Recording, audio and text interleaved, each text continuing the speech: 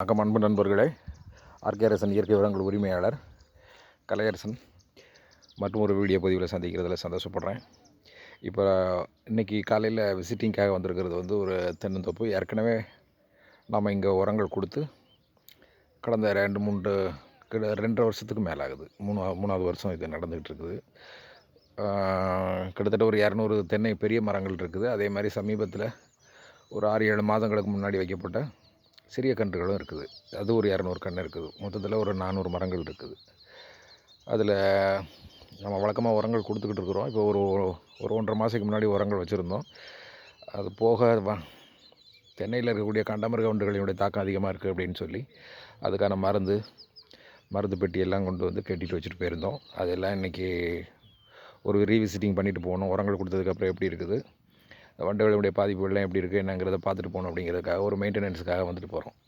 இன்றைக்கி பார்க்க வரும்போது பெரிய மரங்களுக்கெல்லாம் உரங்கள் கொடுத்துட்டு போனதுக்கப்புறம் மரங்கள் குளிர்ச்சியாக இருக்குது. அது வழக்கமாக உள்ளது தான். இந்த காண்டாமிருக வண்டுகளுடைய தாக்கம் அதிகமாக இருக்குங்கிறதுக்காக கொஞ்சம் ஒரு பெட்டி மாட்டிட்டு போயிருந்தேன். அந்த பெட்டியில் வண்டுகள் எந்த அளவுக்கு விழுந்திருக்கு அப்படிங்கிறத காட்டணுங்கிறதுக்காகவும் இந்த வீடியோ பதிவின் மூலமாக மற்றவர்களுக்கு சொல்ல விரும்புகிறது, காண்டாமிருக வண்டுகளுடைய தாக்கம் இருக்கக்கூடிய இடங்களை அலட்சியமாக விட்டுறக்கூடாது. அப்படி விட்டோம் அப்படின்னு சொன்னால் அது குருத்தை கடிச்சிருச்சு அப்படின்னு சொன்னால் அந்த கன்று ஒரு 2-3 வருஷம் வளர்த்த பெரிய கன்னாக இருந்தாலும் சரி, அது பாதிக்கப்பட்டு அந்த மரமானது அப்படியே அழிஞ்சு போகும். அதனால் இது விஷயத்தில் நண்பர்கள் கவனமாக இருக்கணும் அப்படிங்கிறதுக்காக இந்த வீடியோ பதிவை, அதே சமயத்தில் அந்த வண்டுகள் விழுந்திருக்கக்கூடிய அந்த பெட்டி, அதில் எவ்வளோ வண்டு விழுந்திருக்குங்கிறதெல்லாம் காட்டணும் அப்படிங்கிறதுக்காக இந்த சிறிய வீடியோ பதிவு பண்ணியிருக்கிறேன். இப்போ நான் அந்த தாக்கப்பட்ட மரத்தையும் காட்டுறேன். அதே சமயத்தில் அந்த பெட்டியில் கிடக்கக்கூடிய வண்டுகளையும் நீங்கள் இந்த வீடியோ பதிவில் பாருங்கள். இதே மாதிரி உங்களுடைய தோப்புகள் ஏதாவது இருந்தது அப்படின்னு சொன்னால் அந்த தோப்புகளில் நீங்கள் கொஞ்சம் கவனமாக இருக்கணுங்கிறதுக்காக இந்த வீடியோ பதிவில் காட்டுறேன். வண்டு அதிகமாக ஒரு மரத்தில் சந்தேகமாக இருந்தது எனக்கு. அந்த மரத்தில் கொஞ்சம் கட்ட சொல்லியிருந்தேன். அதுக்கு அருகில் இருக்கக்கூடிய மரங்கள்லேயும் வண்டுகள் இருந்திருக்கும். மொத்தத்தில் பார்த்திங்கன்னா அந்த பெட்டியை கட்டினோம்னா அது ஒரு 100 மீட்டர் தூரத்தை கவர் பண்ணும். அந்த 100 மீட்டர் தூரத்துக்குள்ளே இருக்கக்கூடிய வண்டுகள் எங்கே இருந்தாலும் சரி இந்த பாக்ஸில் விழுந்துடும். அதுக்குள்ளே ஒரு மருந்து குப்பி இருக்குது. அந்த மருந்து குப்பியில் இருக்கக்கூடிய மருந்து அது ஒரு இனக்கவர்ச்சி பொறி மாதிரி செயல்படுது. ஆகையினால அந்த வண்டுகள் விழுந்துடும். இப்போ உங்களுக்கு நான் அந்த மரத்தை காட்டுறேன் பாருங்கள். நம்ம கட்டியிருந்த பாக்ஸ் கட்டியிருந்த மரத்தை காட்டுறேன்.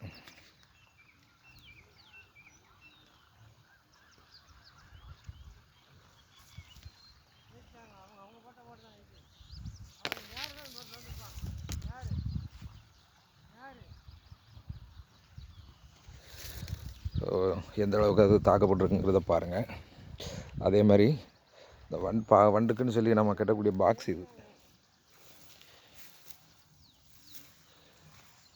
இந்த பாக்ஸுக்குள்ளே இருக்கக்கூடிய இந்த பாக்ஸில் கட்டியிருந்த பாக்ஸில் வண்டுகள் எவ்வளோ விழுந்துருக்கணும்.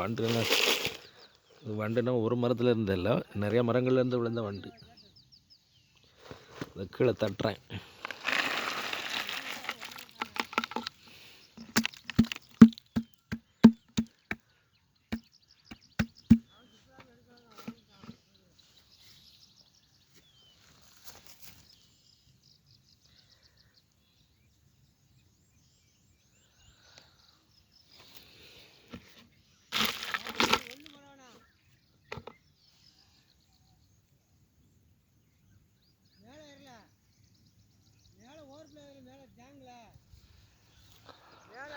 அதனால் நண்பர்களே, வண்டுகளினுடைய தாக்கம் இருக்குது அப்படிங்கிற மாதிரி தெரிஞ்சதுன்னு சொன்னால் தயவுசெய்து இது மாதிரி கொஞ்சம் முன்னெச்சரிக்கையாக அதுக்கான பொறிகளையோ அல்லது அதுக்கான மாத்திரைகளையோ கவனத்தில் எடுத்து அதை உபயோகப்படுத்தி மரங்களை பாதுகாக்கணும் அப்படின்னு சொல்லி இந்த சிறிய வீடியோ பதிவின் மூலமாக நண்பர்களை கேட்டுக்கிறேன். அருகில் இருக்கக்கூடிய சிறிய மரக்கன்றுகள் சமீபத்தில் இப்போ ஒரு 7-8 மாதத்துக்குள்ளே வைக்கப்பட்ட ஒரு கன்றுகளும் இருக்குது. அது கன்றுகளுக்கும் நேற்றுக்கு ஏற்கனவே உரம் முன்னாடியே கொடுத்துட்டோம்.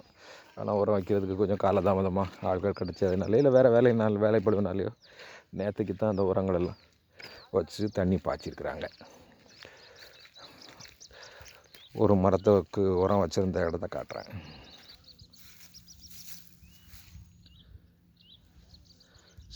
இப்போ நம்ம உரம் கொடுத்த சிறிய மரக்கன்று இது இப்போ ஒரு 7-8 மாதத்துக்குள்ளே நடவு செய்யப்பட்டது.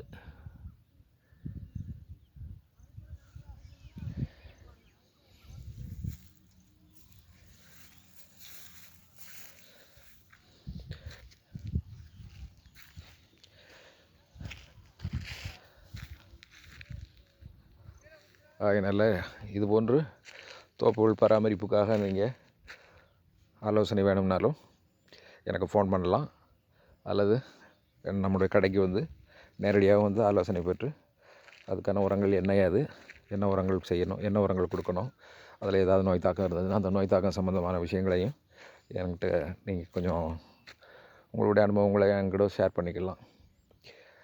என்ன சரியான ஒரு வழிகாட்டுதலையும் சரியான ஒரு மருந்தையும் சொல்லி நாம் பின்னாடி வரக்கூடிய செலவுகளை உரச்செலவு, அதாவது மருந்து செலவுகளை நாம் வெகுவாக குறைக்கிறதுக்கான வாய்ப்பு இருக்குது. நல்ல ஒரு ஆரோக்கியமான கலந்துரையாடலோடு நம்முடைய நட்போடு விவசாய நண்பர்கள் பலன் பெறணும் அப்படிங்கிறதுக்காக இந்த சிறிய வீடியோ பதிவு பண்ணியிருக்கிறேன். தொடர்ந்து அடுத்தடுத்த வீடியோ பதிவில் சந்திக்கிறேன். நன்றி, வணக்கம் நண்பர்களே.